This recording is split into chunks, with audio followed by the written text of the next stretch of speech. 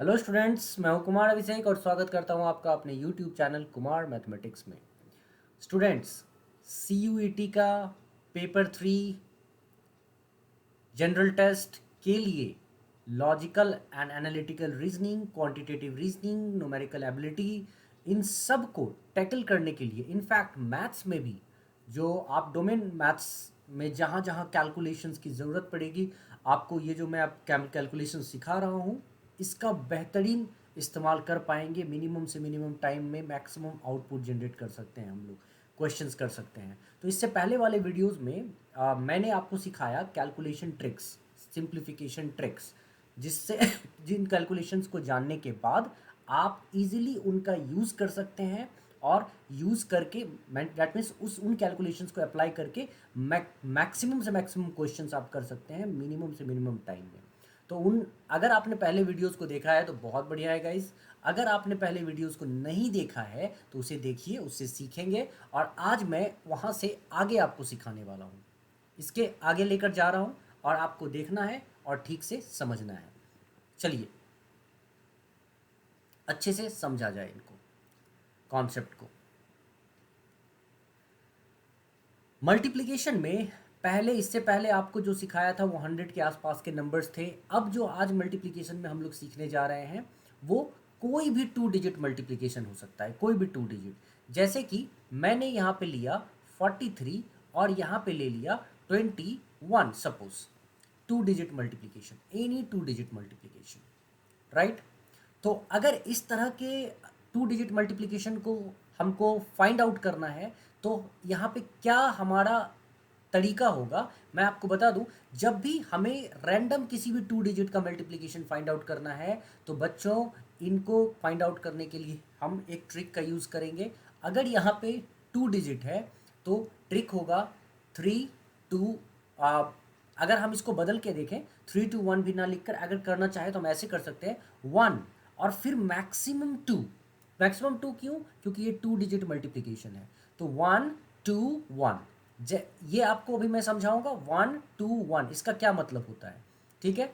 अगर यही 3 digit number होता तो 3 डिजिट नंबर होता तो 1 2, जो कि 3 डिजिट होता तो 1 2 3, मैक्सिमम 3 पर जाते और फिर वापस होता 2 1, मतलब 5 स्टेप्स का ये हमारा स्टेप्स का ये हमारा पूरा का पूरा कैलकुलेशन होता। तो ठीक से देखना बच्चे, अभी आपको समझ में आ जाएगा कि इसमें हमें क्या करना होता है।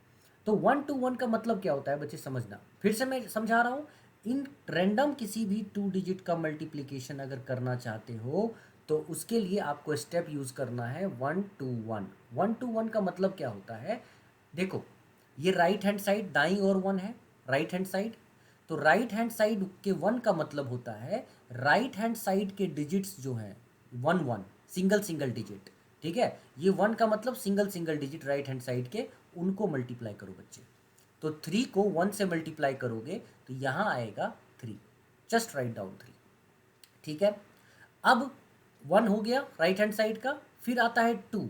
इस 2 का मतलब क्या होता है, जैसे 1 का मतलब था राइट हैंड साइड के सिंगल सिंगल डिजिट, इस 2 का मतलब है दोनों डिजिट, मतलब ये वाला भी और ये वाला भी, ऊपर भी और ये वाला भी और ये वाला भी, मतलब ऊपर के भी दोनों डिजिट्स को और नीचे के भी दोनों डिजिट्स को हमें इन्वॉल्व करना पड़ेगा। That means we'll have to multiply both the digits from the number given above and both the digits from the number given below। और इस तरह के कैलकुलेशन को जहाँ 2 डिजिट इन्वॉल्व हो उसे हम यूँ करते हैं, 4 को 1 से मल्टीप्लाई करेंगे 4, 3 को 2 से मल्टीप्लाई करेंगे 6, राइट। तो ये 4 और 6 टोटल होता है 10। आपको करना क्या है, 3 को 2 से मल्टीप्लाई करना है 6, 4 को 1 से मल्टीप्लाई करना है 4, और 6 और 4 होता है बच्चे 10। आपको लिखना है 0 और 1 बैलेंस कैरी कर लेना है, ठीक है। अब देखो, जैसे 1 था राइट हैंड साइड के सिंगल सिंगल डिजिट का मल्टीप्लिकेशन, उसी तरह ये वाला 1 जो लास्ट में आया वो लेफ्ट हैंड साइड में है। तो लेफ्ट हैंड साइड में सिंगल सिंगल डिजिट का मल्टीप्लिकेशन कर लो, 4 2 जा 8, और जो आया है उसमें यहाँ जो बैलेंस 1 था उसको ऐड करते ही 8 + 1 9।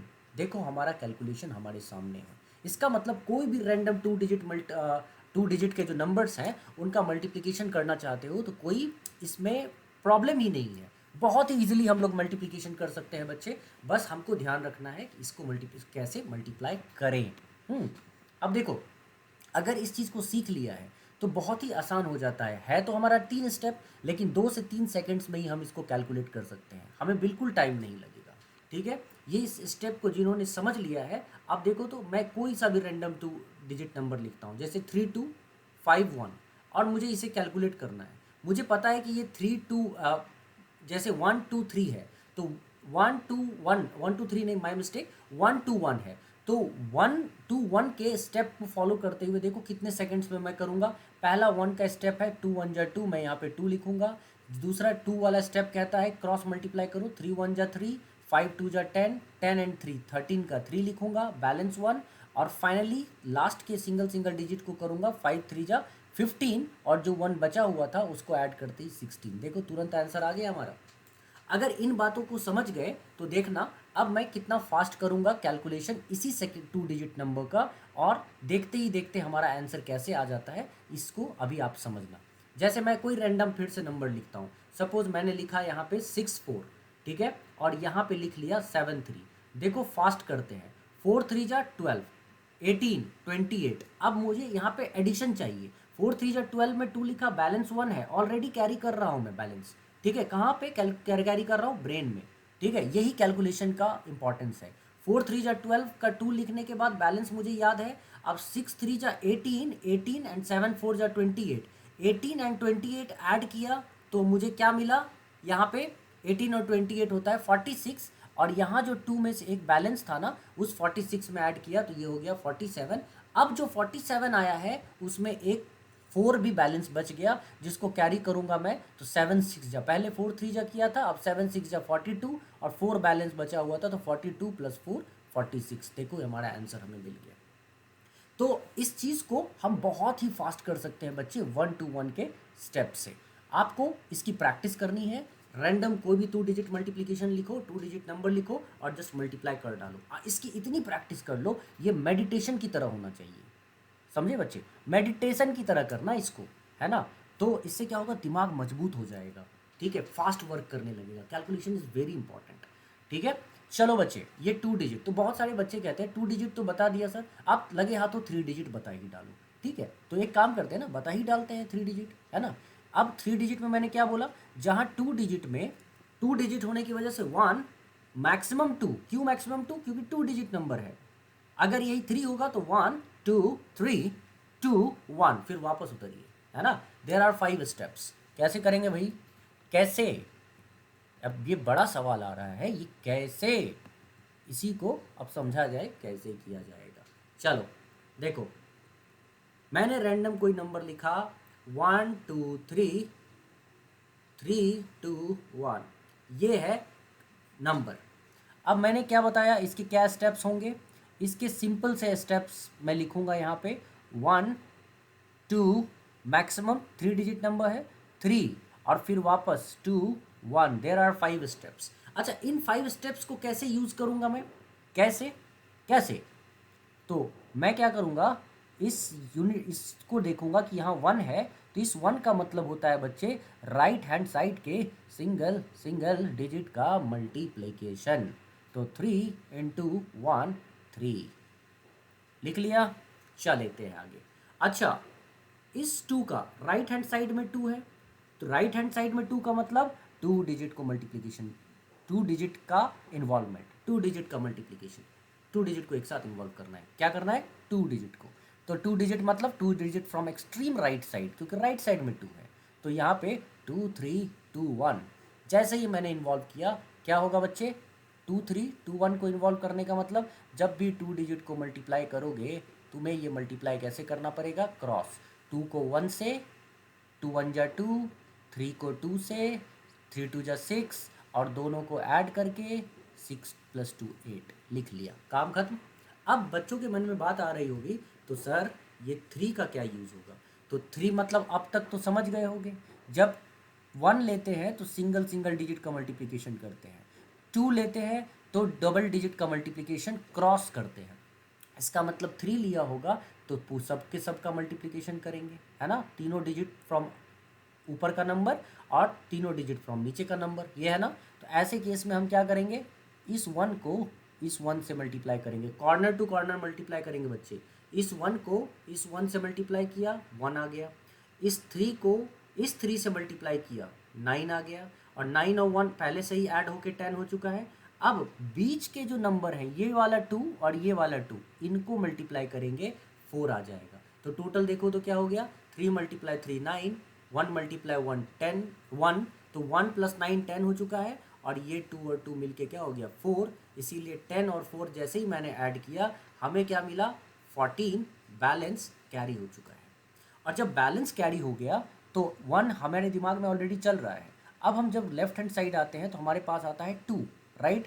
जब 2 हमारे पास आया तो ये 2 क्या है, लेफ्ट हैंड साइड का 2 डिजिट। लेफ्ट हैंड साइड के 2 डिजिट कौन कौन से हैं, 1 2 3 2, और 2 डिजिट का मल्टीप्लिकेशन हमेशा क्रॉस होता है, मतलब इस 1 को इस 2 से मल्टीप्लाई करेंगे 2 आया, और इस 3 को इस 2 से मल्टीप्लाई करेंगे 6 आया, 6 और 2 मिलके 8 आया, और यहाँ पे बैलेंस बचा हुआ था 1, इसीलिए 8 प्लस 1 9 आ गया। और फाइनली इस 1 का मतलब क्या होता है बच्चे, लेफ्ट हैंड साइड का 1 है तो लेफ्ट हैंड साइड का सिंगल सिंगल डिजिट मल्टीप्लाई करो, सो 3 1 जा 3, 3 9 4 8 3, ये हमारा आंसर होगा। तो कई बच्चों के मन में आ रहा होगा सर इससे ज़्यादा तो फास्ट हम कर लेंगे, ये जो आपने बताया है ये कौन सा ट्रिक है, ठीक है तो कर लो, कर लो, मैं मना नहीं करता। मैं बस इतना जानता हूँ कि अगर इससे फास्ट कर लोगे तो करो, लेकिन एग्ज़ाम में जो क्वेश्चन होता है वो टेक्निकली फास्ट करो। हमें मतलब नहीं है किस तरह से तुम कैलकुलेशन कर रहे हो। बाकी रही बात ये कि अगर तुम्हारी प्रैक्टिस इसमें अच्छी हो गई ना बच्चे, तो मैं तुम्हें बताता हूँ इससे फास्ट नहीं हो पाएगा, है ना, ना हो पाएगा तुमसे इससे फास्ट। क्यों, अभी देखो मैं तुम्हें लिख के देता हूँ क्वेश्चन। बड़े बड़े मल्टीप्लिकेशंस में तो कुछ मैं मान सकता हूँ, लेकिन छोटे छोटे मल्टीप्लिकेशन जो एग्जाम्स पॉइंट ऑफ व्यू से इंपॉर्टेंट होते हैं ना, वहाँ पे ये मेथड बहुत फास्ट है। अब मैं तुम्हें एक एग्जांपल देकर दिखाता हूँ फिर से। सपोज मैंने लिखा 4 3 2, यहाँ लिखा 5 1 एंड 7 सपोज, और मुझे मल्टीप्लाई करना है। मुझे पाँचों के पाँचों स्टेप्स पता हैं। पहला स्टेप 7 2 जा 14, बैलेंस 1। दूसरा स्टेप 7 3 जा 21, 2 1 जा 1, 21 एंड 2 23, बैलेंस बचा हुआ था 1 तो 24, अब बैलेंस 2। तीसरा स्टेप, इस 7 को इस 4 से मल्टीप्लाई किया 28, 5 को 2 से मल्टीप्लाई किया 10, 10 और 28 ऑलरेडी 38 हो चुका है, और इस 3 को इस 1 से मल्टीप्लाई किया 3, तो कितना हो गया 38 प्लस 3 41, ठीक है। और ऑलरेडी हमारे पास क्या था 2 एज बैलेंस, तो 41 प्लस 2 43, ठीक है। 7 4 जा 28, 5 2 जा 10, 38 प्लस 3 41, और जो हमारे पास बचा हुआ था 2 उसको ऐड किया तो 43, बैलेंस हो गया ऑलरेडी 2। अब देखो 4 1 जा 4, 5 3 जा 15, 15 और 4 19, और यहाँ पे जो बैलेंस बचा हुआ था हमारे पास वो था 4, so 19 and 4 is 23, and finally 5 4 जा 20, 20 plus 2 is 22, ठीक है। देखो ये है आंसर। कोई भी चीज़ को करने में तुम्हें टाइम नहीं लगेगा अगर तुम्हारी प्रैक्टिस हो। यहाँ पे क्या है, यहाँ पे तुम्हें एडिशन तुम्हारा फास्ट होना चाहिए, क्योंकि मल्टीप्लिकेशन तो तुम तुरंत कर लोगे। यहाँ पे तुम्हारा ब्रेन ऑलरेडी, जैसे ही तुमको ब्रेन को, एक्चुअली क्या होता है कि ब्रेन को एक बार आप इंस्ट्रक्शन दे दो कि भाई 2 और 7 है, तो ब्रेन आपसे पूछेगा अच्छा ये 2 और 7 है तो बताओ तो ये 2 और 7 का करना क्या है, ठीक है। मल्टीप्लाई करना है तो 7 और 2 अपने आप बता देगा ब्रेन ये 14 होता है। ऐड करना है 7 और 2 देख के अपने आप ब्रेन बता देगा ये 9 होता है। सब्ट्रैक्ट करना है 7 माइनस 2 अपने आप बता देगा 5 होता है। कहने का मतलब ब्रेन को पहले ही एक इंस्ट्रक्शन दे दो करना क्या है, तो ब्रेन जब भी 7 और 2 देखेगा ना वो समझ जाएगा कि ये तो 7 और 2 मतलब क्या मल्टीप्लिकेशन, इसका मतलब 14, क्या एडिशन, इसका मतलब 9। तो ये एल्गोरिथम फिक्स हो जाता है और इसी से कैलकुलेशन फास्ट होने लगता है। इसीलिए ये तुम बहुत इजीली कर सकते हो। देखो 7 2 जा 14, यहाँ पे क्या हो गया, अगर मुझे इसको करना पड़ा तो 7 2 जा 14, यहाँ पे देखो 21 और 2 23, 1 24 मैंने किया, 4 और 7 28, 5 गुना 2 10 और 3 28, 10 38 और 3 41, और 2 मैंने ऐड कर दिया, यहाँ पे कितना हो गया 43, 4 बचा, यहाँ 4 और 15 19 हो गया, फिर उसमें ऐड कर दिया मैंने 2 19 और 4 ऐड कर दिया 23 और 2 बचा, तो 5 4 जा 20 बने 20 और 2 22, तुरंत ऐड कर दिया हमारा आंसर आ गया, ठीक है। तो इतना मुश्किल नहीं होता है बच्चे जो दिखता है, ठीक है। मैं एक क्वेश्चन इस पर और करके दिखाता हूँ, ठीक है, तुम्हें ज़्यादा कंफर्टेबल महसूस होगा कि हाँ सर ऐसा हम कर सकते हैं। तुम प्रैक्टिस करो, नहीं होगा तो फिर मुझे बताना। जैसे मैंने उठाया 4 3 7, और एक तरफ मैंने उठाया 2 3 1। देखो मैं कैलकुलेट करता हूँ, 7 1 जा 7, 3 एंड 21 23, 4 14, 18 हो चुका है, 18 एंड 9 27, और 27 प्लस 2 29, 2 हो गया। 12 प्लस 6, 12 प्लस 6 इज 18, यहाँ पे 12 प्लस 6 18 प्लस 2 20, एंड 4 2 जा 8 प्लस 2 10। देखो तुम्हारा आंसर आ गया। तो चलो रीचेक कर लेते हैं, रीचेक कर लेते हैं पता करने के लिए। तो 7 1 जा 7, फर्स्ट स्टेप में तुमने ये किया, ठीक है, 1 2 3 2 1, फर्स्ट स्टेप में 7 1 जा 7 किया। सेकेंड स्टेप में तुमने क्या किया, 3 1 जा 3, 7 3 जा 21, ठीक है। तो यहाँ पे एक मिस्टेक यहाँ पे हुआ एडिशन में, इसको ठीक कर लेते हैं हम लोग बच्चे, ठीक है।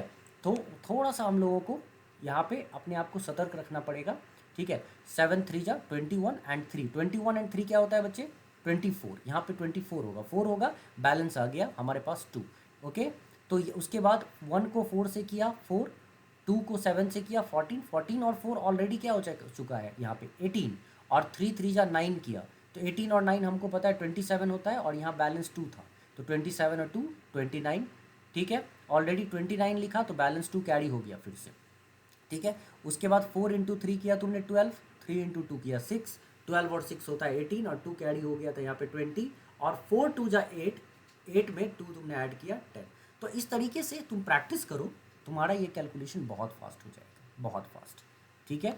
चलो अब इस तरह के कैलकुलेशंस की जितनी ज़्यादा प्रैक्टिस उतना फास्ट होता चला जाएगा, और धीरे धीरे तुम्हें समझ में आएगा क्यों हमारे लिए ये इम्पोर्टेंट है, ठीक है।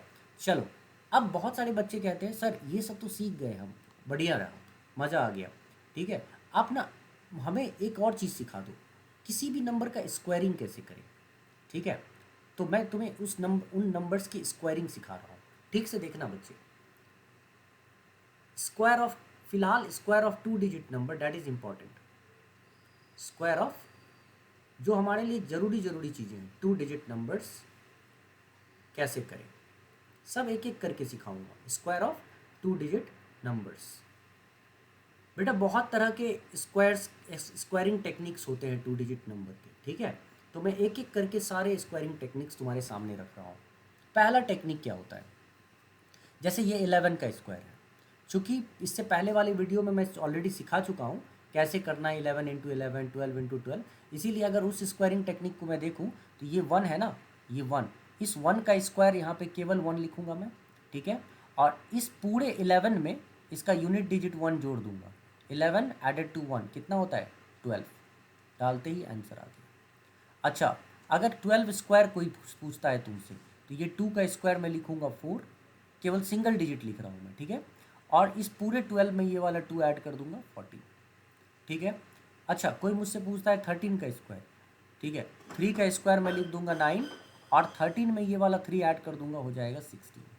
अब मैं बोलता हूँ 14 स्क्वायर निकालना है, ठीक।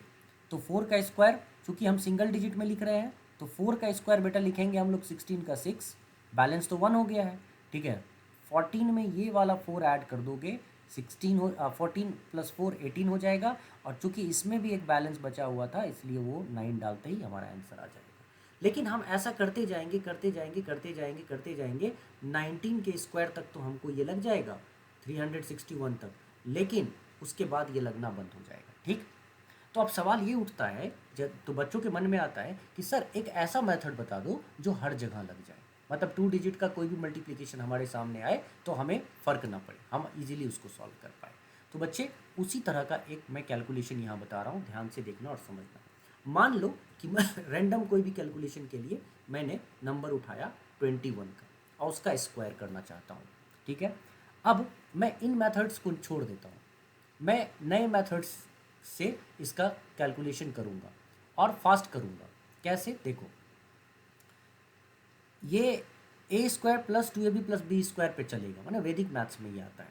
देखो मैंने राइट हैंड साइड के 1 का स्क्वायर कर लिया, 1 आया राइट हैंड साइड के। उसके बाद मैंने क्या किया, इस 2 को 1 के साथ मल्टीप्लाई किया, 2 इंटू 1 2, और जो आया ना बच्चे उसको इस 2 के साथ मल्टीप्लाई कर लिया। सो 2 इंटू 1 2, 2 इंटू 2 4, 4 आ गया, ठीक। पहला मैंने 1 का स्क्वायर किया, मैंने राइट हैंड साइड के नंबर का स्क्वायर किया, लिख लिया।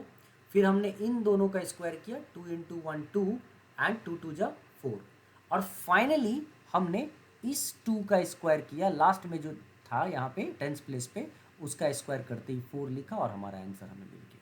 और ये प्रोसीजर हम लोग कहीं भी कर सकते हैं, कोई सा भी नंबर तुम उठा लो और इस प्रोसीजर को यूज़ कर लो। जैसे तुम कहते हो कि सर लगे हाथों 22 का स्क्वायर भी बता दो, तो देखो तो बच्चे 2 का स्क्वायर क्या हो गया 4, 2 2 जा 4, 4 2 जा 8, मैंने इस 2 से मल्टीप्लाई करना है 8, और फाइनली इस 2 का स्क्वायर बताओ 4, आ गया आंसर। चलो दूसरा देखते हैं। मान लो इसी में तुम कहते हो कि सर 32 का स्क्वायर आप बता दो, तो 2 का स्क्वायर क्या होता है बच्चे 4, 3 इंटू 2 क्या होता है 6, और 6 टू जा 12, तो यहाँ पे 12 का 2 आ गया बैलेंस 1, 2 का स्क्वायर 4, 3 इंटू 2 6, 6 इंटू 2 12 बैलेंस 1, और यहाँ पे बैलेंस 1 आया हुआ है, तो फाइनली इसका स्क्वायर करेंगे, 3 का स्क्वायर होता है 9, और वो जो बैलेंस 1 डाल दोगे ना वो हो जाएगा 10, तो 1024 हमारा करेक्ट आंसर होगा। और इस तरह का कैलकुलेशन हम कहीं भी कर सकते हैं, किसी भी टर्म्स में अगर हम देखेंगे तो इस पर हम लगा सकते हैं। अभी हम लोग स्क्वायर रूट्स और क्यूब रूट्स, ढेर सारी चीज़ें हैं सीखने को बच्चे, ठीक है। तो और मैं आपको इन चीज़ों को सिखा देता हूँ अच्छे से। मान लो और भी एक दो क्वेश्चन उठाते हैं, लाइक कोई मुझे कहता है कि 52 का स्क्वायर करके बताओ, तो मैं क्या करूँगा, पहले 2 का स्क्वायर लिखूँगा यहाँ पे 4, फिर मैं 5 को 2 से मल्टीप्लाई करूँगा 10 आएगा, और जो आएगा इस 2 से मल्टीप्लाई करूँगा 10 2 जा 20, 0 लिखूँगा 2 बैलेंस कैरी हो गया, और उसके बाद मैं 5 इस 5 का स्क्वायर करूँगा, मतलब पहले वाले में स्क्वायर करना है, ठीक है, और आखिरी वाले में स्क्वायर करना है, और बीच वाला जो स्टेप है उसमें सबको मल्टीप्लाई करना है, मतलब 5 को 2 के साथ, जो आएगा उसका इस 2 के साथ, इसीलिए 20 का 0 लिखा, बैलेंस 2 शिफ्ट हो गया। और इस 5 का जब स्क्वायर करेंगे बच्चे तो ये हो जाएगा 25, और ये वाला जो 0 बचा हुआ था उस 25 में ऐड 0 है, 0 लिखने के बाद 2 जो बचा हुआ था उस 25 में जैसे ही ऐड करोगे तो ये हो जाएगा 2704। आई होप ये बातें, ये चीज़ें समझ में आ गई होंगी बच्चों को। अच्छा, अब इसके आगे एक और करके दिखाता हूँ मैं, और फिर चलते हैं हम लोग नेक्स्ट पार्ट में। जैसे मान लो कि ये है 74 का स्क्वायर, ठीक है। अब देखो 4 का स्क्वायर मैंने 16 का 6 लिखा, बैलेंस कैरी हो गया, 7 4 जा 28, 28 इंटू 2 56, और एक बचा हुआ था यहाँ पे, तो 56 प्लस 1 57, 5 कैरी हो गया, और 7 7 जा 49, 49 में 5 कैरी जो हुआ था उसको ऐड करते ही 5476 हमारा करेक्ट आंसर होगा। Are you getting my point? मुझे लगता है इसको समझने में प्रॉब्लम नहीं हुई होगी। अच्छा, अब इतनी बातें तो समझ में आ गई, लेकिन अब क्या होता है, कई बार हमारे एग्ज़ाम्स में जो क्वेश्चन होता है ना वो और भी इजी अप्रोच के होते हैं, मतलब इन्हीं नंबर्स का अगर आप स्क्वायर रूट निकालना चाहते हो तो इसका इजी अप्रोच भी मैं रख सकता हूँ। क्या होगा इसका इजी अप्रोच, जैसे देखो ये देखो 52 स्क्वायर, मैं इनके इजी अप्रोचेस आपको बताता हूँ कैसे कर सकते हैं, ठीक है। देखो बच्चे, एक एक करके सीखना, मैं वीडियो बना के दे रहा हूँ, इसका मतलब ये नहीं कि सर इतना सारा आपने बता दिया, इतना सारा बता दिया, हम कैसे एक ही बार में उसको ग्रैस्प कर पाएंगे। अरे नहीं भाई, आपको थोड़ा पढ़ के उसके ऊपर प्रैक्टिस करने के लिए मैंने ये वीडियो दिया है, ठीक है, कि एक बार में एक चीज़ समझो, उसके ऊपर ढेर सारे क्वेश्चंस की प्रैक्टिस करो, ठीक है। मेरे साथ जुड़ के मेरे साथ तैयारी करो, लगे रहो, सारे पीडीएफ्स में दूंगा, आगे टेस्ट सीरीज़ वगैरह दूंगा, मतलब अभी तो बस मुझसे मुखातिब हो रहे हो, तुम मुझसे मिल रहे हो, समझ रहे हो कि सर क्वांटिटेटिव रीजनिंग हमें पढ़ाएंगे, बाद में धीरे धीरे तैयारी कैसे करना है ना वो सारी चीज़ें समझाता जाऊंगा, पहले इसकी प्रैक्टिस जम के करो, इसकी बहुत ज़रूरत पड़ने वाली है, ठीक है। चलो अब मैं तुम्हें ये बताता हूँ, पहले 50 का बच्चा स्क्वायर करना है, 50 का स्क्वायर मैं तुमसे पूछूंगा ना, तुम कहोगे कि सर इसका स्क्वायर आप 2500 लिखो, और आंख बंद करके लिखो, मैंने लिख भी दिया 2500, ठीक है। अब देखो बच्चे ध्यान से सुनना, 50 के स्क्वायर 2500 को मैं दो पार्ट्स में बांटूंगा। पहला कि ये जो जीरो का स्क्वायर मुझे जीरो मिलता तो मैंने इसको 2 डिजिट में लिखा, 2 डिजिट में, मैंने मान के चलो कि ये जो जीरो है इसको 2 डिजिट में मैंने रिप्रेजेंट किया, और 50 के लिए बेस हो गया 25। मतलब ये कि अब कोई भी नंबर जो आएगा अगर वो 50 से ऊपर जाएगा, तो अगर वो 50 से एक ऊपर है तो 25 में एक जोड़ देंगे, और वो 50 से एक कम है तो 25 में एक कम कर देंगे, है ना। और इस बेसिस पे जब हम कैलकुलेशन करते हैं बच्चे, तो देखो तो कैलकुलेशन कितना सिंपल हो जाएगा कि मान लो अगर ये 51 स्क्वायर है, तो सबसे पहले तो हम देखेंगे 51 50 से कितना अधिक है। तो 51 इज़ वन मोर देन 50, माने 50 से एक अधिक है। तो if 51 is one more than 50, all we need to do is to just get the square of the number 1। मतलब अगर 51 50 में एक अधिक है, तो एक का कर दो स्क्वायर और लिखो दो डिजिट में 01। मैंने क्या बोला था, जीरो के स्क्वायर को डबल डिजिट में यहाँ पे रिप्रेजेंट करना है, तो यहाँ पे 0 और 1 लिख दिया, लिख दो, चलेगा। अब देखो 51 में से ये है 51, ठीक है। तो चूंकि 50 का बेस था बच्चे 25, ठीक है, तो 51 क्या है, 50 में एक अधिक है, इसीलिए 25 में एक अधिक करूँगा 26 आ जाएगा। और ये है हमारा आंसर। 2 सेकंड नहीं लगेगा इसको सॉल्व करने में, ठीक है। एक क्वेश्चन और करके देख लो, 52 का स्क्वायर करके देख लो, ठीक है। 2 का स्क्वायर 4, लिखूंगा क्या, 04। अच्छा 52 क्या है, 50 से कितना अधिक है, 2 अधिक है, that means 52 is 2 more than 50। और हम क्या देख रहे हैं, 50 का बेस 25, तो 25 में अगर मैं 2 ऐड कर दूं तो कितना आता है, 2704। देखो तो 52 का स्क्वायर 2704 यहाँ आया, और यहाँ देखो तो सेम 52 का स्क्वायर 2704 आया था, मैच कर गया।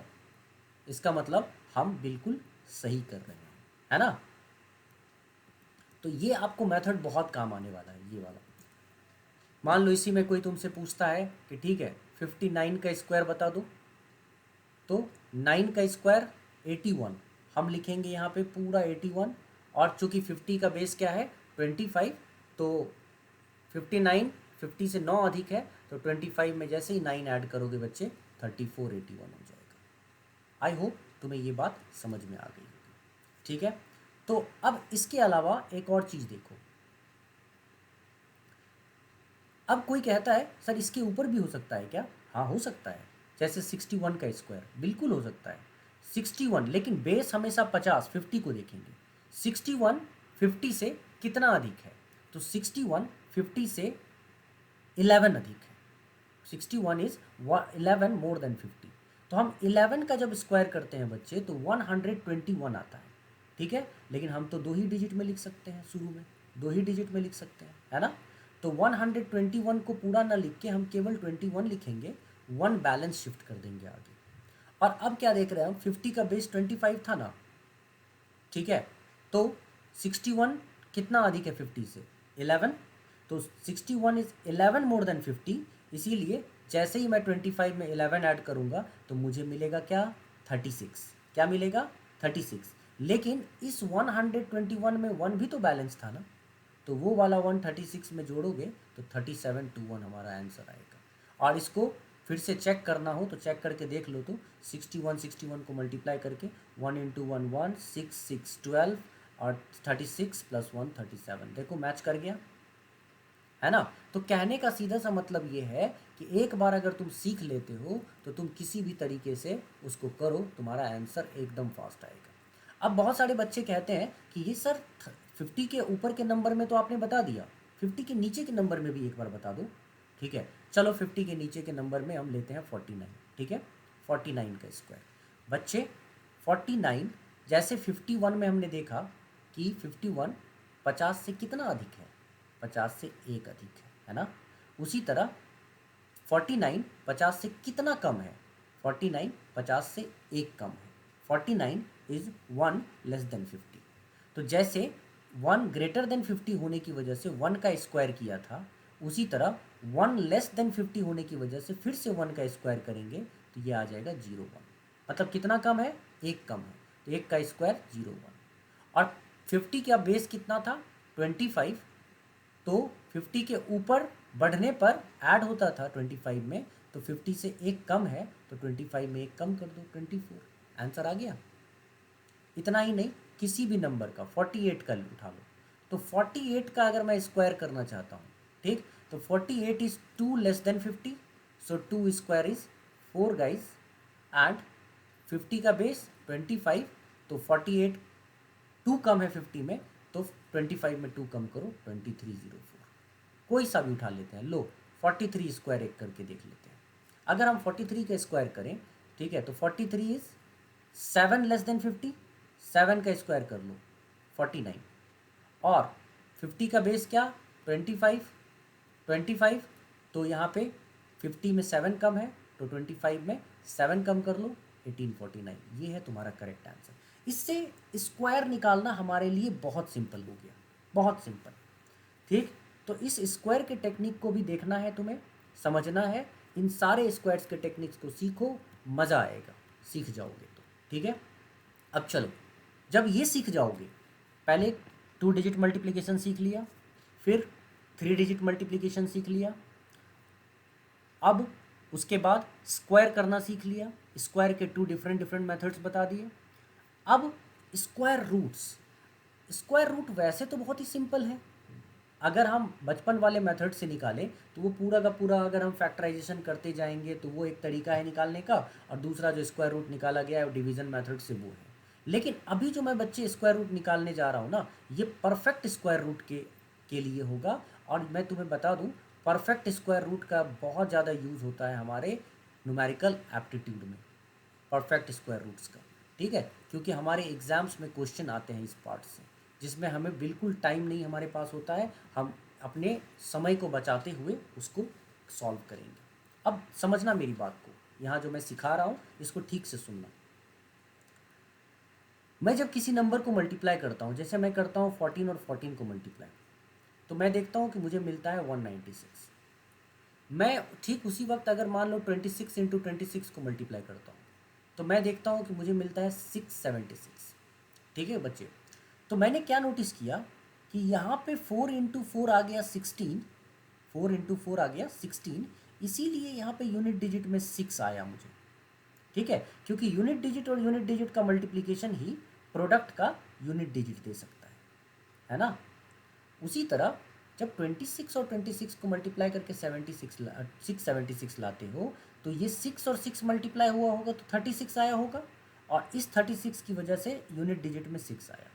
तो मैंने क्या नोटिस किया कि यूनिट डिजिट में किसी भी नंबर के यूनिट डिजिट में, या किसी भी प्रोडक्ट के, या किसी भी स्क्वायर के, स्क्वायर की बात कर रहे हैं तो स्क्वायर लेते हैं, किसी भी स्क्वायर के यूनिट डिजिट को अगर देखोगे तो पता चलेगा उसका स्क्वायर किसी दो नंबर को के यूनिट डिजिट को मल्टीप्लाई करके आया। मतलब अगर ये 6 है तो 4 के मल्टीप्लिकेशन पे भी 6 आ रहा है, और 6 के मल्टीप्लिकेशन के से भी 6 आ रहा है। तो ऐसे ढेर सारे नंबर हैं जिसमें 2 बार मल्टीप्लिकेशन करने पर सेम चीज़ें आती हैं। ठीक है, तो इस चीज़ को अगर ठीक से देखा जाए तो मैं एक टेबल बना रहा हूँ, जिससे समझना हमारे लिए थोड़ा सा आसान हो जाएगा। कौन सा टेबल है, ठीक से देखना इसको।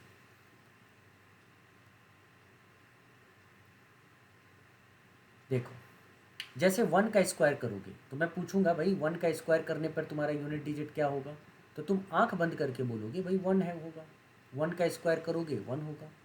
अच्छा, 2 का स्क्वायर करने पर यूनिट डिजिट 4 होगा। अच्छा, 3 का स्क्वायर करने पर यूनिट डिजिट 9 होगा। 4 का स्क्वायर करने पर यूनिट डिजिट वैसे तो 16 होता है, लेकिन यूनिट डिजिट 6 होगा। अच्छा, 5 का स्क्वायर करने पर यूनिट डिजिट 25 का 5 होगा। अच्छा, 6 का स्क्वायर करने पर यूनिट डिजिट 6 होगा। 7 का स्क्वायर करने पर यूनिट डिजिट 7 7 जा क्या होता है 49, 9 होगा। 8 का स्क्वायर करने पर यूनिट डिजिट 64 होता है ना, 4 होगा। और फाइनली 9 का स्क्वायर करने पर यूनिट डिजिट 81 का 1 होगा। ठीक है, एक चीज़ नोटिस करो, ठीक से अगर देखोगे तो एक बहुत ही अच्छी बात जो समझ में आएगी, क्या है वो, ठीक से देखना। कुछ समझ में आ रहा है? तो देखो, अगर मैं इस 5 को देखता हूँ, ठीक है, इसके ऊपर जाओ तो देखो क्या आता है 6941। ठीक है, और इस 5 के जब मैं नीचे जाता हूँ तो 694, ओह सॉरी, यहाँ पे 1 करो, 6941। ठीक है, तो नीचे भी तुमने क्या देखा 6941, है ना। तो इसका क्या मतलब हुआ, इसका मतलब साफ है और क्लियर है, बहुत साफ है कि एक ही प्रोडक्ट में जो यूनिट डिजिट होंगे वो 2 डिजिट्स के स्क्वायर के करने से मिल सकते हैं, है ना। इसी का इस्तेमाल करेंगे हम और स्क्वायर रूट्स फाइंड आउट करेंगे। ठीक है, चलो आओ अब स्क्वायर रूट्स फाइंड आउट करने का प्रक्रिया शुरू करते हैं। बच्चे, पहला एग्जाम्पल उठा के समझाता हूँ। 17, 64 मेरे पास ये नंबर है और मुझे स्क्वायर रूट फाइंड आउट करना है। तो मैं स्क्वायर रूट फाइंड आउट करने के लिए पहला काम क्या करूँगा कि शुरू से यूनिट डिजिट टेंथ प्लेस मतलब राइट हैंड साइड से 2 डिजिट काउंट करूँगा और एक यहाँ पे डंडा खींच दूंगा, मतलब एक लाइन खींच दूंगा जो कि इन 2 डिजिट को बाकी के डिजिट से सेपरेट करेगा। ठीक है, अब देखो इन 2 डिजिट्स का जो यूनिट प्लेस होता है 4, यहाँ 4 है तो 2 ऐसे नंबर हैं जिसको मल्टीप्लाई करके 4 लाया जा सकता है। एक तो 2 का स्क्वायर होता है तो 4 आता है, तो मैं लिखूँगा 2, और दूसरा दूसरा यहाँ पे 8 का स्क्वायर होता है तो 4 आता है, तो मैं लिखूँगा यहाँ पे 8। बस यहाँ पे काम खत्म। अब आ जाना है हमको इस तरफ 17 की ओर। ठीक है, अब आ जाओ 17 की ओर। तो बच्चे अगर 17 की ओर आओगे तो हमें करना क्या है, ध्यान से सुनना। हमें क्या करना है, हमें देखना है 2 नंबर का ऐसे नंबर का स्क्वायर जो 17 से कम हो, 17 के इक्वल भी हो चलेगा लेकिन 17 से कम हो। ठीक है, पहले उसको चेक करना है। तो मैंने देखा 4 का स्क्वायर जब मैंने किया 4 का स्क्वायर तो ये आ गया 16। ठीक है, और जब मैंने 5 का स्क्वायर किया तो ये आ गया 25। तो 25 17 से बड़ा है। ठीक है, लेकिन 16 तो 17 से छोटा है। तो हम यहाँ पे 5 का स्क्वायर की वजह से 5 नहीं रख सकते हैं, हम यहाँ पे 4 रख सकते हैं क्योंकि 4 का स्क्वायर 17 से छोटा होगा। तो अगर 4 रखते ही या तो हमारा आंसर बच्चे 42 होगा या हमारा आंसर 48 होगा, इन्हीं दोनों में से कोई एक होगा। अब कैसे डिसाइड करें कि कौन सा होगा, इन दोनों में से कौन सा होगा? तो इसको डिसाइड करने का एक बहुत ही बेहतरीन तरीका है, बहुत ही साधारण तरीका है। ठीक है, वो मैं अभी समझा देता हूँ आपको। आप यहाँ पे देखो क्या है, यहाँ पे है बच्चे 4 का स्क्वायर 16। ठीक है, और यहाँ पे है 5 का स्क्वायर 25। मतलब एक ऐसा नंबर जो जिसका स्क्वायर, ठीक है, 17 से ज़्यादा हो गया, इसीलिए हमने यहाँ पे नहीं लिया। ठीक है, और एक ऐसा नंबर जिसका स्क्वायर 17 से कम हुआ, इसीलिए हमने यहाँ पे लिया। तो हमें देखना है कि ये वाला जो प्रोडक्ट है, माने ये वाला जो स्क्वायर है और ये वाला जो स्क्वायर है, ये वाला जो हमने नहीं लिया, इनमें से कौन 17 के ज़्यादा नज़दीक है। नज़दीक कहने का मतलब नियर बाय कैसे पता चलेगा, डिफरेंस देखकर। तो 17 और 16 का डिफरेंस होता है 1 और 17 और 25 का डिफरेंस होता है 8। तो हमें पता है, चल गया कि ये नंबर ज़्यादा नज़दीक है, ये नंबर। और ये नंबर मतलब 4 का स्क्वायर 5 के स्क्वायर से कम है, मतलब इन दोनों में 25 में और 16 में जब कंपैरिजन किया जाएगा तो 16 इज़ लेस देन 25। तो इन दोनों में जो छोटा होगा ना, वही हमारा आंसर होगा। मतलब 42 विल बी आवर आंसर। क्यों? क्योंकि इनमें और इनमें जो छोटा है वो 17 के करीब है, इसीलिए इनमें और इनमें जो छोटा होगा वही हमारा आंसर होगा। अगर मान लो बच्चे नहीं समझ में आई बात, ठीक है, तो एक और सवाल से समझा देता हूँ। 5929 से 2 डिजिट के बाद हमने क्या किया, सेपरेट किया। सेपरेट करने के बाद मैं क्या करूँगा, इसको देखूँगा ये यूनिट डिजिट 9 है। ये यूनिट डिजिट 9 कैसे आएगा, या तो 7 का स्क्वायर आएगा 7 तभी 9 आता है, या तो 3 का स्क्वायर आएगा 3 तभी 9 आता है। अब मैं देखता हूँ 59। तो मैं यहाँ पे 59 देखते ही समझ जाऊँगा कि यहाँ मेरे पास 2 चीज़ें होती हैं, या तो 7 का स्क्वायर 49 को देखना होता है या 8 का स्क्वायर 64। तो 8 का square 64 is more than 59 and 7 square 49 is less than 59। That's why 7 square 49 की वजह से 7 यहाँ पे हम प्लेस करेंगे। अब या तो 77 आंसर या तो 73 आंसर, कौन डिसाइड करेगा? तो डिफरेंस, ये नज़दीक है 49 के या 64 नज़दीक है 49 के। तो मैं क्या देख रहा हूँ कि इन दोनों में नज़दीक कौन है, जो बड़ा वाला वैल्यू का स्क्वायर है वो इसके नज़दीक है। तो मतलब इन दोनों में जो बड़ा वाला वैल्यू है वो 59 के नज़दीक है, इसीलिए इन दोनों में जो बड़ा होगा वही हमारा करेक्ट आंसर होगा। मतलब 77 विल बी आवर आंसर। ठीक है, आई होप समझ में आ गई हो बातचीत से। चलो एक और सवाल करके देख लेते हैं, ज़्यादा अच्छे से समझ में आ जाएंगे। 6889, 6889, 2 डिजिट को लिखा, अलग कर लिया, बेटा 9 आ गया फिर से। ज़रूर यहाँ पे या तो 7 रहा होगा, 7 7 या 49 आता है, या तो 3 रहा होगा, 3 का स्क्वायर 9 आता है, मतलब 3 लिख दो या 7 लिख दो। चलो लिख दिया, बहुत बढ़िया। अब 68 चेक करने के लिए 8 का स्क्वायर होता है 64 और 9 का स्क्वायर होता है 81। 64 68 से कम है, राइट, और 81 68 से ज़्यादा है। तो 9 इसीलिए हम यहाँ नहीं रख सकते हैं क्योंकि इसका स्क्वायर ज़्यादा है, तो कौन सा रख सकते हैं, 8 रख सकते हैं। तो 8 यहाँ रख दिया, 8 यहाँ रख दिया। अब हम या तो 87 हमारा आंसर या 83 हमारा आंसर, राइट। कौन डिसाइड करेगा, डिफरेंस। डिफरेंस हमने जब देखा, चेक किया, तो हम नोटिस कर पा रहे हैं कि ये 64 68 के ज़्यादा करीब है। 81 के कंपैरिजन में 64 68 के ज़्यादा करीब है। तो 64 68 के ज़्यादा करीब है, और 64 इन दोनों में 81 और 64 में छोटा है, इसीलिए इन दोनों में जो छोटा होगा वही हमारा आंसर होगा, इसीलिए 83 हमारा करेक्ट आंसर है। आई होप बच्चों को अब समझ में आ रही होंगी चीज़ें। एक और सवाल करते हैं, ज़्यादा अच्छे ढंग से, प्रभावी ढंग से समझ में आ जाएगा, और उसके बाद बहुत ज़्यादा मेहनत करने की ज़रूरत नहीं है। जैसे इसके स्क्वायर रूट निकालने के लिए 2 डिजिट हमने अलग कर दिया। बच्चे यहाँ पे 6 है, तो मैं यूनिट डिजिट को देखूँगा 6 को, तो ये 6 तभी आ सकता है जब हमारे पास या तो यहाँ पे 6 का स्क्वायर 6 हो, या फिर हमारे पास 4 का स्क्वायर 6 हो। मतलब 4 का स्क्वायर 16 होता है, या 6 का स्क्वायर 36। देखो 6 का स्क्वायर 6 होगा या 4 का स्क्वायर 6 होगा, तभी संभव है। ठीक है, ओके। अब भूल जाओ उधर, अब आ जाओ इधर 134। बेटा 134 का मतलब क्या, एक तरफ 11 का स्क्वायर हम जानते हैं 121 होता है, और दूसरी तरफ 12 का स्क्वायर हम जानते हैं कि 144 होता है। तो हमें पता है ना, 12 का स्क्वायर 144 134 से अधिक है, लेकिन 11 का स्क्वायर 121 134 से कम है। तो मैं 11 यहाँ भी रखूँगा, मैं 11 यहाँ भी रखूँगा। अब या तो ये आंसर होगा या तो ये आंसर होगा।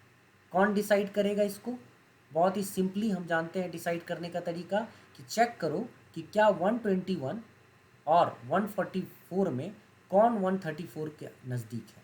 नज़दीक कैसे पता चलेगा, इन दोनों का डिफरेंस 10 और इन दोनों का डिफरेंस 13। ऑफ कोर्स ये नज़दीक है। कौन, 144। 144 क्या है, 12 का स्क्वायर।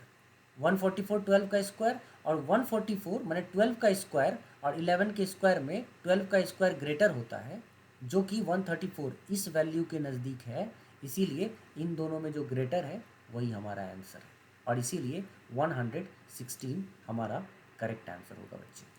ये बात, अगर मुझे लगता है इसको समझना परफेक्ट स्क्वायर में बहुत ही आसान था, और इसको समझ लिए, मतलब अगर मैं कहूँ उसी लैंग्वेज में कहूँगा, इसको समझ डाला तो लाइफ झिंगा लाला। ठीक है, चलो अब आते हैं एक और मजबूत सी चीज़। स्टेप बाय स्टेप सीख रहे हो, पहले सीखा मल्टीप्लिकेशन, फिर सीखा स्क्वायर, फिर सीखा स्क्वायर रूट, अब लेकर चल रहा हूँ मैं क्यूब रूट्स पे। अच्छा, क्यूब रूट्स इतना डिफ़िकल्ट होता है कभी कभी निकालना, कि तुम निकालते रह जाओगे निकालते रह जाओगे, और कभी कभी अगर प्राइम फैक्टर्स पकड़ में आ गया ना, प्राइम नंबर पकड़ में आ गया, फैक्टर के तौर पे कोई प्राइम नंबर आ गया, तो बस कहानी में ट्विस्ट आ गया, और मज़ा ही आ जाएगा उसके बाद निकालने में। मत उसके बाद लगेगा कि जीवन जहन्नुम हो गया, ये क्या दे दिया गया है ना।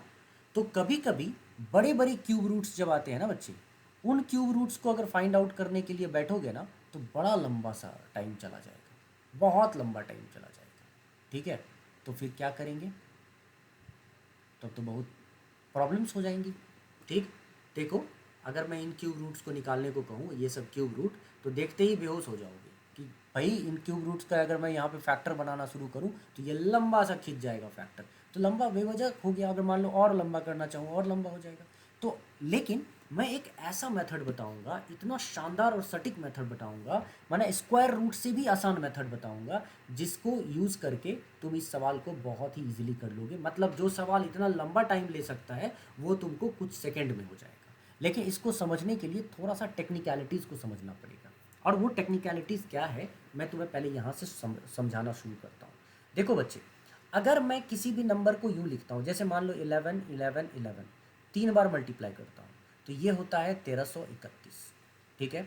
अगर मैं लिखता हूँ 12 12 12 का मल्टीप्लिकेशन तो ये होता है 1728, 1728।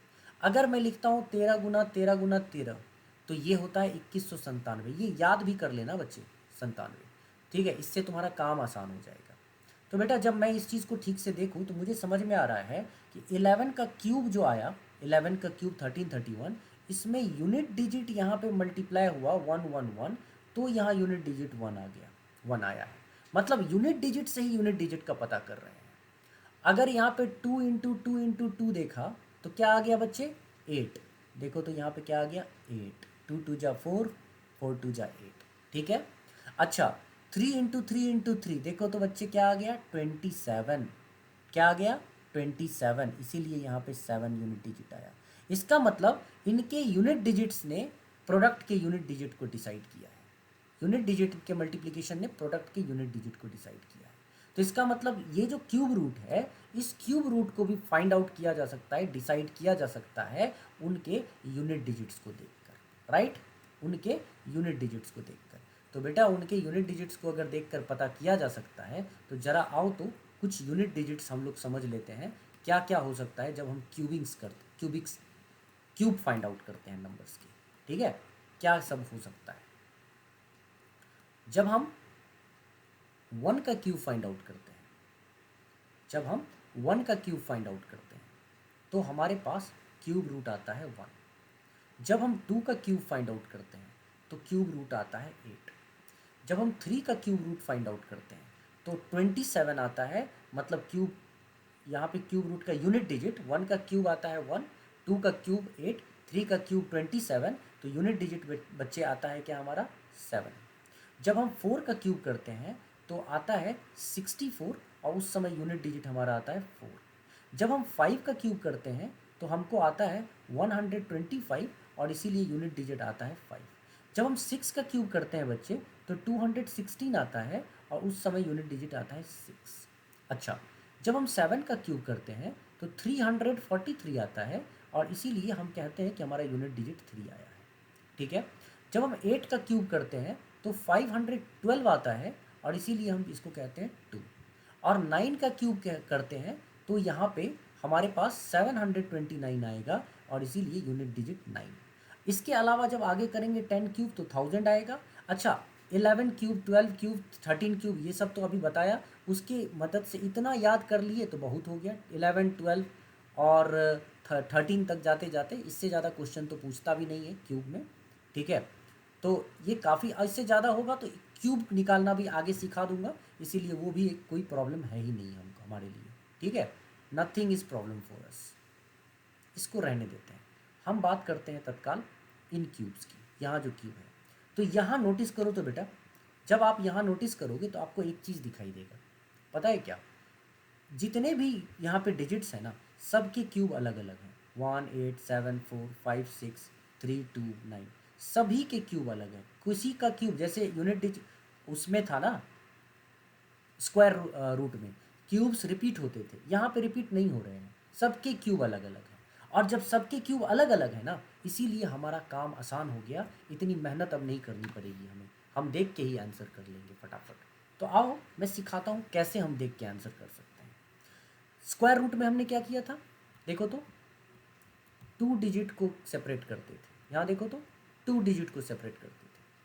तो 3 डिजिट, जब क्यूब रूट्स आया है हमारे पास तो हम राइट हैंड साइड से 3 डिजिट को सेपरेट करेंगे, 1 2 3, 3 को सेपरेट करेंगे। मतलब एक तरफ ये हो गया और बाकी इधर जो भी रह गया रहने देते हैं। अब हम देखेंगे यूनिट डिजिट को, यहाँ पे क्या है बच्चे, यूनिट डिजिट 2। तो यूनिट डिजिट अगर 2 है तो कौन सा ऐसा डिजिट है जिसका यूनिट डिजिट 2 आ सकता है, तो 8 के क्यूब किसका क्यूब करने पे 2 आ सकता है? तो 8 का क्यूब 512 होता है और तभी 2 आ सकता है, 8 के अलावा किसी में नहीं आ सकता है। तो मैं यहाँ पे लिखूंगा 8। ठीक है, लिख दिया। अब हो गया, इधर हमें किसी चीज़ की ज़रूरत नहीं है। अब हमको ज़रूरत है किधर? उस ओर जाने की। क्या बचा हुआ इधर? 54। तो जैसे हमने यहाँ पे स्क्वायर रूट में क्या किया था, हमने देखा था कि जब 68 था, स्क्वायर रूट में हम कोई भी नंबर चूज़ करते थे, डिजिट चूज़ करते थे और उसका स्क्वायर फाइंड आउट करते थे। ठीक है, और देखते थे कि वो स्क्वायर इस नंबर से छोटा हो। सेम हम यहाँ पे करेंगे, लेकिन इस बार क्या करेंगे, उसका स्क्वायर ना फाइंड आउट करके क्यूब फाइंड आउट करेंगे। तो हम देखते हैं 3 का क्यूब होता है 27, 4 का क्यूब होता है 64। तो बच्चे 4 का क्यूब 54 को क्रॉस कर जाएगा, मतलब 64 इज ग्रेटर देन 54। तो 4 नहीं रख सकते हैं यहाँ पे, क्या रख सकते हैं? 3 का क्यूब चूंकि 27 होता है इसीलिए 3 रख सकते हैं, और जैसे ही 3 रखा 38 हमारा आंसर आ गया। देखो कितना सेकंड लगा, 2 ही स्टेप था। पहला स्टेप इसको देखने में कि यहाँ पे अगर यूनिट डिजिट है तो यहाँ पर क्या होगा। ठीक है, और दूसरा इसके नीचे मतलब 54 के नीचे किसका क्यूब रूट आता है, जस्ट नीचे रखते ही आंसर आ गया। आओ दूसरा देखते हैं। 1 2 3, 3 डिजिट चूज किया, यहाँ पे यूनिट डिजिट 3 है, किसकी वजह से आया होगा? 7 का क्यूब होता है 343, ऑफ कोर्स 7 की वजह से आया होगा, लिख लो 7। अब इधर क्या बचा? 103, किस नंबर का क्यूब 103 से कम है? हम देखते हैं 4 का क्यूब होता है 64, राइट, लेकिन 5 का क्यूब होता है 125। तो 5 का क्यूब 103 को क्रॉस कर जाएगा, इसीलिए हम 5 नहीं रख सकते हैं यहाँ पे, हम 4 रखेंगे, क्योंकि 4 का क्यूब 64 103 से कम है। रखते ही आंसर आ गया। ठीक है, क्या मज़ा आ रहा है ना? क्रांति अपने आप में एक रेवोल्यूशन है ना? हाँ, आई होप अब मज़ा आ रहा होगा तुम्हें। ठीक है, आओ इस क्वेश्चन को करते हैं। 8 कैसे आया होगा 8 भाई? तो 8 का क्यूब 512 होता है, 8 चाहिए ना, 2 का क्यूब 8 होता है, तो ज़रूर यहाँ पे यूनिट डिजिट 2 रहा होगा। और यहाँ पे क्या बचता है? 778। तो मैंने चेक किया, 9 का क्यूब होता है बच्चे 729 और 10 का क्यूब होता है 1000, राइट। तो 9 का क्यूब ही मात्र एक ऐसा क्यूब है जो 729 होता है, जो 778 से कम है, जस्ट कम है, इसीलिए 9 रखते ही आंसर आ गया। देख रहे हो, अगर तुम और कोई मेथड यूज़ करते तो क्या होता? परेशान हो जाते, तूफानी परेशानी को झेलना पड़ता तुम्हें। और अभी देखो कुछ करने की ज़रूरत पड़ रही है, फटाफट हो रहा है। अब आ जाओ, थोड़ा सा बड़ा वैल्यू पकड़ते हैं हम। ठीक है, बड़ा सा वैल्यू से भी समझ लेते हैं। 1 2 3 इधर कर लिया और बाकी 4 डिजिट इधर आ गया। 9 यहाँ पे है, 9 कैसे संभव है?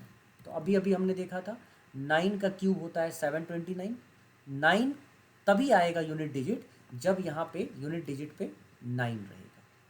ठीक है, अब हमारे पास आया 2146, मतलब 4 डिजिट वाला नंबर, और हमें पता है कि 10 का क्यूब हमारे पास होता है 1000, मतलब इससे भी ऊपर जाना है। तो 3 से ज़्यादा क्या रखोगे? 11 का क्यूब 1331, 12 का क्यूब 1728 1728, और 13 का क्यूब 2197। बच्चे देखो तो ज़रा चेक करके, यहाँ पे क्या है? 2146, 2146, और यहाँ पे क्या होता है? 13 का क्यूब अगर रखोगे तो 2197, मतलब 13 अगर रखूँगा तो वो उसका क्यूब 2197 इससे ज़्यादा हो जाएगा, इससे ज़्यादा हो जाएगा। तो 13 नहीं रख सकते हैं, तो क्या रख सकते हैं? 12। जैसे ही 12 रखोगे बच्चे, आपको क्यूब मिल जाएगा। अब इससे बड़ा तो नहीं पूछेगा ना एग्ज़ाम में, ठीक है, इससे बड़ा नहीं पूछेगा, भरोसा रखो, क्योंकि इससे बड़ा पूछेगा तो हम उसे भी कर लेंगे, लेकिन ज़्यादा बड़ा पूछने लगे तो करने की ज़रूरत ही क्या है? ज़बरदस्ती थोड़ी करना है। मेरी बात समझ रहे हैं आप? तो बच्चे, मैं आज इससे ज़्यादा आपको नहीं बताऊंगा। मैं चाहता हूँ इनको अच्छे से करो, बढ़िया मेहनत करो, इस पर प्रैक्टिस करो, क्योंकि अब इसके बाद हम लोग टॉपिक शुरू करने जा रहे हैं। आगे चल के मैं क्यूब्स भी बताऊंगा करना, ठीक है। साथ ही साथ सम भी बताऊंगा, फ्रैक्शंस के कैसे सम किए जाएं फटाफट, और भी जो टेक्निक्स होते हैं ना रिलेटेड सिंप्लीफिकेशन के लिए, कैलकुलेशंस के लिए, वो सारे टेक्निक्स बताऊंगा वैदिक मैथ्स के अलावा। ठीक है। और फिर देखना, इसमें बहुत मज़ा आएगा, क्योंकि हम आगे चल के क्वांटिटेटिव रीजनिंग शुरू करने वाले हैं, मतलब हमारा जो टॉपिक है क्वांटिटेटिव रीजनिंग का शुरू करने वाले हैं। तो जनरल मेंटल एबिलिटी जो मैंने बताया, ठीक है, logical and analytical reasoning, logical and analytical, तो जनरल मेंटल एबिलिटी को हम रीजनिंग के तहत ही रखते हैं। ठीक है। तो ये हम करने जा रहे हैं। और साथ ही साथ जो क्वांटिटेटिव, पहले तो हम लोग ये करेंगे क्वांटिटेटिव रीजनिंग, साथ ही साथ ये भी करेंगे क्वांटिटेटिव रीजनिंग, मतलब अर्थमेटिक्स। ठीक है। अर्थमेटिक्स और न्यूमेरिकल एबिलिटी, मतलब मान के चलो हम लोग पहले अर्थमेटिक्स को करते हैं और फिर बीच में ही शुरू करेंगे ज्योमेट्रिक कह रहा हूँ, जीएमए। ठीक है, जनरल मेंटल एबिलिटी। तो इससे दोनों में कुछ ही दिनों के बाद आप तुम्हें फ़र्क दिखेगा, कितना फास्ट तुम कैलकुलेट करने लगे, कितना फास्ट तुम आंसर निकालने लगे। राइट। तो तत्काल करना क्या है तुम्हें, मेरे साथ मेरे टेलीग्राम चैनल पे ज्वाइन कर लो। डिस्क्रिप्शन बॉक्स में देख लो बच्चे, डिस्क्रिप्शन बॉक्स में मेरा टेलीग्राम, मेरा फेसबुक ग्रुप, फेसबुक पेज सारा शेयर किया हुआ है, टेलीग्राम चैनल। अगर टेलीग्राम चैनल के साथ जो ज्वाइन कर लो टेलीग्राम चैनल को, तो सबसे बढ़िया रहेगा। टेलीग्राम चैनल का नाम अगर मान लो वैसे नहीं मिल पाता है डिस्क्रिप्शन, वैसे तो डिस्क्रिप्शन बॉक्स में जाओगे तो वहाँ दिया हुआ है जो लिंक है, और नहीं होता है तो ये अभिषेक @मैथ्स नाम से टेलीग्राम चैनल है। उसी टेलीग्राम चैनल में टेलीग्राम ग्रुप भी है कुमार्स कन्वर्सेशन के नाम से। ठीक है, उसको ज्वाइन कर लेना, सारा ग्रुप डिस्क्रिप्शन में दिया हुआ है इन्फॉर्मेशन। और अगर मुझसे बात करना चाहते हो तो बच्चे मेरा है नंबर 8587801672। ठीक है, इस नंबर पे मुझे कॉल कर सकते हो, इस नंबर पे व्हाट्सएप कर सकते हो। तत्काल लाइक बटन हिट कर देना, और साथ ही साथ यहाँ पे इसको सब्सक्राइब कर लेना चैनल को, बेटर रहेगा आगे तैयारी अगर करनी हो तो। ठीक है। Thank you so much guys, अच्छा लगा इस बार का सेशन तो बताना कमेंट बॉक्स में। तत्काल के लिए bye, see you and take care.